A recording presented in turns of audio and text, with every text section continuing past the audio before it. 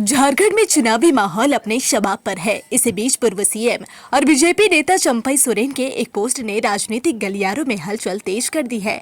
दरअसल चंपई सोरेन ने सिद्धू कान्हू के वंशज मंडल मुर्मू के बीजेपी में शामिल होने और बांग्लादेशी घुसपैठ के मामले में झारखंड मुक्ति मोर्चा पर हमला बोला है। उन्होंने लिखा, संथाल हुल के अमर शहीद सिद्धू कान्हू के वंशज मंडल मुर्मू भी अंततः भाजपा में शामिल हो गए। क्या आप जानना चाहते हैं कि आदिवासी समाज से जुड़े मुद्दों को उठाने वाले इस युवक ने यह निर्णय क्यों लिया? इसे समझने के लिए आपको संथाल परगना की वीर भूमि भोगनाडीह की परिस्थिति को देखना होगा। वहां जाते वक्त रास्ते में तथा वीरों के उस पवित्र गांव में भी आपको सड़क किनारे कई नए पक्के मकान मिलेंगे, जिस पर एक राजनीतिक दल के झंडे दिखेंगे। इनमें से अधिकतर मकान बांग्लादेशी घुसपैठियों के हैं और उन पर लगे झंडे बताते हैं कि उन्हें आदिवासियों की जमीन लूटने, बहु बेटियों की अस्मत से खिलवाड़ करने तथा आदिवासी समाज के ताने बाने को बिगाड़ने की हिम्मत कहां से मिलती है। यह झंडा बाकी लोगों को एक दल विशेष के इन दामादों से नहीं उलझने की चेतावनी देता है। जिस माटी, बेटी एवं रोटी के लिए हमारे पूर्वजों ने अंग्रेजों को झुका दिया था, आज उसी संथाल परगना की माटी पर इन घुसपैठियों का कब्जा है।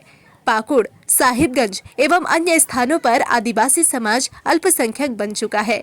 जीकरहट्टी, माल पहाड़िया, तलवा डांगा, कीता झोड़ समेत दर्जनों ऐसे गांव हैं जहां अब आदिवासी ढूंढने पर भी नहीं मिलते। उनके घर, उनकी जमीन तथा उनके खेतों पर घुसपैठियों ने कब्जा कर लिया है। लेकिन आदिवासियों की हितैषी होने का दम भरने वाली यह सरकार हाईकोर्ट में झूठा एफिडेविट फाइल कर सच को नकार रही है।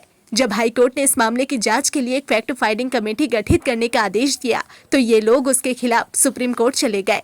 इसी से पता चलता है कि इनकी प्राथमिकता आदिवासियों को नहीं बल्कि घुसपैठियों को बचाना है। कई तरह की आपराधिक गतिविधियों में लिप्त इन घुसपैठियों ने संथाल परगना को देश का क्राइम कैपिटल बना दिया है। जामताड़ा और साहिबगंज में देश भर की पुलिस नशे के सौदागरों, साइबर अपराधियों, सोने के तस्करों आदि की तलाश में आए दिन छापेमारी करती रहती है। इनके दुस्साहस को आदिवासी समाज की बेटी रूबिका पहाड़िया की हत्या से समझिए, जिसके 50 से 60 टुकड़े कर दिए गए थे। अंकिता को जिंदा जलाने की घटना याद है ना आपको? वोट बैंक के लालच में ऐसे मामलों पर आंखें मूंदने और वीर सिद्धू कान्हू के वंशज रामेश्वर मुर्मू की हत्या के मामले में परिवार को न्याय दिलवाने में विफल रहने वाले कम से कम आदिवासियों के हितैषी तो नहीं हो सकते।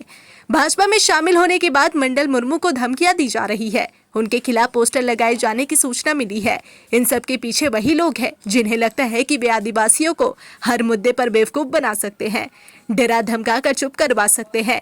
उन लोगों का असली डर यह है कि कहीं हम लोग उनके चेहरे से आदिवासियत का नकाब ना उतार फेंके, कहीं दुनिया को उनकी सच्चाई ना पता चल जाए।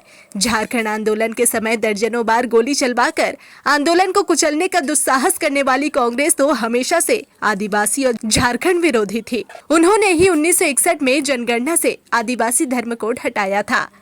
फिर उनके सहयोगियों से क्या उम्मीद कर सकते हैं, जिन लोगों ने हमारे द्वारा फाइनल किए गए पैसा कानून को रोका, प्राथमिक विद्यालयों में जनजातीय भाषाओं में पढ़ाई के हमारे प्रयासों पर कुंडली मारकर बैठ गए और युवाओं को सड़कों पर आने को मजबूर किया। उनका हिसाब राज्य की जनता करेगी। झारखंड से इस आदिवासी विरोधी सरकार की विदाई की उल्टी गिनती जारी है। बस 2 हफ्ते और।